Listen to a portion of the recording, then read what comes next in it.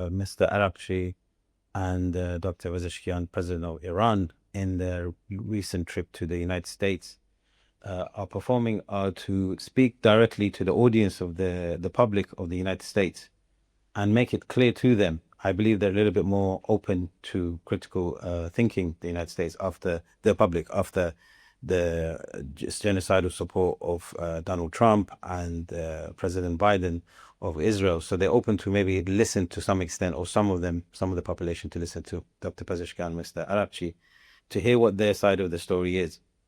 And I think that's the discussion that they were having with these interviews. I saw there was interviews on Fox with President Pezeshkian, NBC, CNN.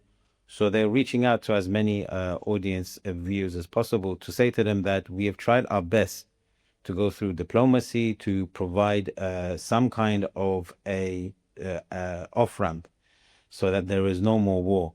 And the audience, United States citizens, can then take that information and decide. So if the Iranians are trying their best to negotiate a peaceful deal to this confrontation, however, our leadership, our government, the United States government, or the Europeans keep forcing some kind of confrontation, who's at fault here? So I think that was the aim of these interviews. And Mr. Vedadi, obviously this is a very complex situation, specifically at this point. Is this situation about to escalate, in your opinion? Well, if diplomacy has been killed by the E3 by bringing back snap sanctions, and they were warned by Iran that if they keep going down this route, the E3 or the Europeans will then remove themselves from any kind of future negotiation, then maybe surely it's them who have to decide, do they want confrontation? Do they want war? And if they want war, we have to look back. What happened to the last war that they had, 12-day war imposed on Iran? It was the Israelis who begged the United States to try and save them from Iran. And this is Iran only using 20-30% of its capabilities. And since then, it has enhanced its capabilities and enhanced its defense. And Iran knows that, unlike 10 years ago, China and Russia are stronger and more on the side of Iran defending its inalienable rights of defending itself and its nuclear program.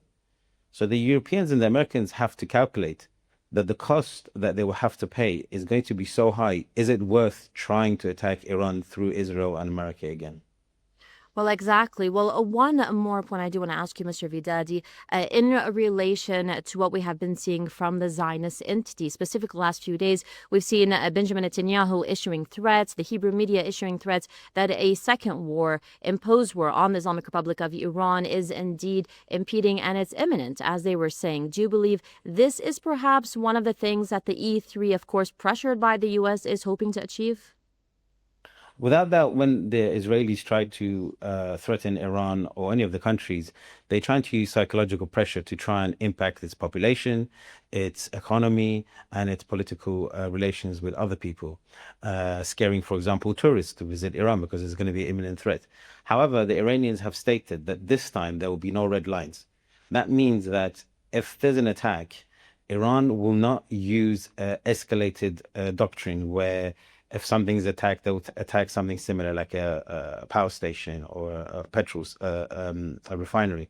What they will do is they will escalate to the point where the force that Iran will use, the military force that Iran will use, will devastate Israel. So even if they are threatening Iran, Iran has stated that it's ready every single day now. Unlike before, it will not be caught out.